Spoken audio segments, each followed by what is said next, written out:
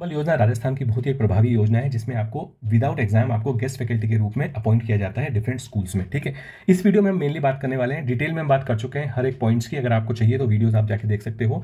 End of this video भी मैं उनके आपको टाइल्स बता दूंगा। इस वीडियो में मेनली हम बात करने वाले हैं वेतन की। काफी सारे स्टूडेंट्स से जो क्वेश्चन ये पूछा जा रहे थे कि वे वेतन किस तरीके से मिलता है और मैक्सिमम कितना होता है, अगर ज्यादा काम करें तो क्या ज्यादा वेतन मिल सकता है। बात करें सबसे पहले पद की, तो आप इसमें 4 पदों में अप्लाई कर सकते हो। एक है आपका जो स्कूली शिक्षा की मैं बात कर रहा हूँ, कॉलेज का अलग होता है, स्कूली शिक्षा का अलग होता है। ग्रेड 3 यानी कक्षा 1 से 8, इसमें लेवल 1 लेवल 2 दोनों आगे। इसमें आपकी न्यूनतम योग्यता होती है वो बीएसटीसी, बीएड और ग्रेजुएशन जो भी आपका है वो होता है। 300 रुपये प्रति घंटा आपको इसमें मिलेगा। 21,000 आपका इसमें मैक्सिमम वेतन मिल सकता है। यहाँ पे जो बात समझने वाली वो ये है कि 300 रुपये घंटा आपको मिल रहा है। इसका मतलब ये है कि पर आर्ली बेसिस पे आपको 300 मिलेगा। मंथ में आप जितना पढ़ाते हो उसके हिसाब से आपको पैसा मिलेगा। सैटरडे संडे इस टाइप का आपको अगर छुट्टी है, त्यौहार है, उनका आपको पैसा नहीं मिलेगा।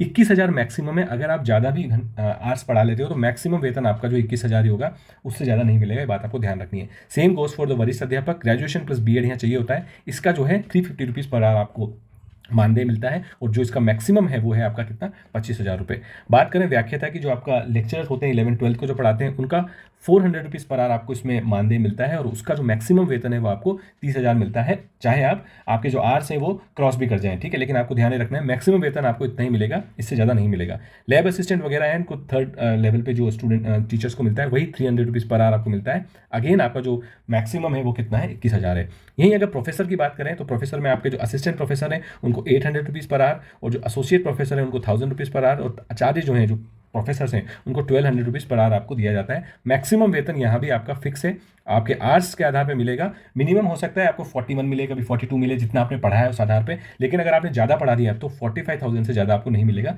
ये बात आपको ध्यान रखनी है। भुगतान के जो नियम है वो इस तरीके से हैं।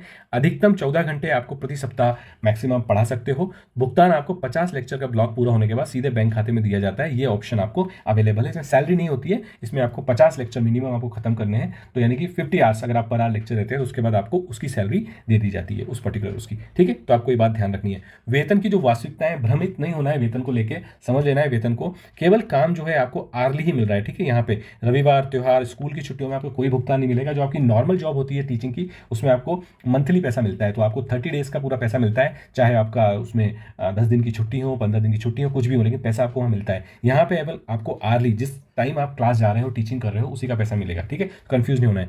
अधिकतम सीमा, यदि आप अधिक कक्षाएं लेते हैं, ये कंफ्यूजन काफ़ी जो है स्टूडेंट्स को होता है। मेरे को कमेंट भी आए हैं कि अगर हम आर्ली अगर हम ज़्यादा पढ़ाएं तो हमें ज़्यादा पैसा मिलेगा। मैंने आपको पहले ही बताया, जो मैक्सिमम वेतन है उससे ज़्यादा नहीं जाएगा। आपका जो मिनिमम मैक्सिमम वेतन जो डिसाइड किया गया है, आप उससे ज़्यादा पढ़ाते हो तो भी आपको वही वेतन मिलेगा जो उसकी मैक्सिमम लिमिट है।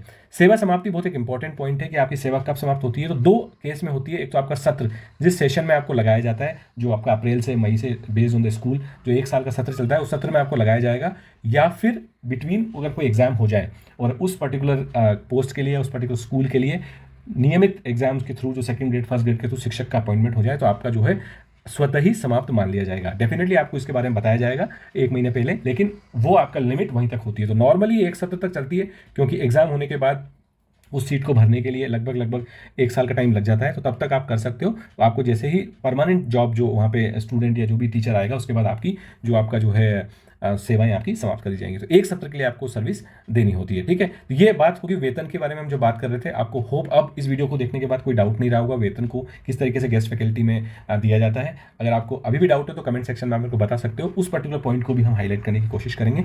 और वीडियो अगर आपको पसंद आया हो तो आप लाइक जरूर कर देना और अपने फ्रेंड्स के साथ जरूर शेयर कर देना कि आपको किस तरीके से ध्यान रखना है, चयन प्रक्रिया को समझना है, जो भी समझना है। सारे वीडियो मैंने लाइन से बनाए हुए हैं, आप जाके देख सकते हो चैनल पे। 100 पॉइंट मेरिट को बिल्कुल डिटेल में समझाया हुआ है, टाई ब्रेकर को डिटेल में समझाया हुआ है, और हमने वेतन को लेकर भी क्लीन बात कर ली है कि वेतन आपको किस तरीके से मिलता है। ठीक है, होप तो बात यहाँ पे अब क्लीन हो गई होगी। और इसी तरह के इन्फॉर्मेटिव वीडियोस हम अपलोड करते रहते हैं। अगर आपको इस तरह के वीडियोस में इंटरेस्टेड है तो चैनल को आप सब्सक्राइब जरूर कर लेना, फ्रेंड्स को ये सारे वीडियोस आप शेयर कर देना, तो आपके लिए ईजी रहेगा। ठीक है, तो इसी तरह के इन्फॉर्मेटिव में फिर से मिलेंगे, तब तक के लिए धन्यवाद।